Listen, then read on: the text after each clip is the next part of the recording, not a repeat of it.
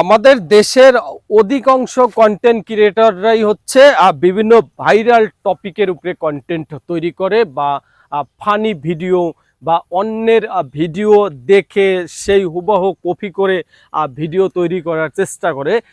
বিশেষ করে যারা নতুন কন্টেন্ট ক্রিয়েটরের এই পেশায় যুক্ত হচ্ছেন তারা অনেকেই ভাইরাল যে টপিকগুলো রয়েছে সেই টপিকগুলোর উপরে হুবহু কপি করার চেষ্টা করেন। পাশাপাশি রিয়াকশন বা অ্যাকশন ভিডিও, অর্থাৎ অন্যের ভিডিও অর্ধেক চলবে, আপনার ভিডিওটা অর্ধেক চলবে, সেখানে আপনি সেই কথার সাথে মুখ মিলাবেন বা সেই ভিডিওর সাথে আপনি মুভমেন্ট মিলাবেন। এভাবে অনেকে অ্যাকশন ভিডিও বানায়। এটাকে আরও বিভিন্ন নামে অনেকেই বলে, তবে আমি এটাকে রিয়াকশন ভিডিওই বলবো। অনেকেই এটাকে রিয়াকশন ভিডিও বলে থাকে। আসলে এ ধরনের রিয়াকশন ভিডিও যে সমস্ত ভাইরাল টপিক রয়েছে সে সমস্ত ভাইরাল টপিকের উপরে বানালে কিছুটা ভিউ হয়, তবে এ ধরনের ভিডিও বানিয়ে কখনো প্রকৃত একজন কন্টেন্ট ক্রিয়েটর হয়ে ওঠা সম্ভব নয়।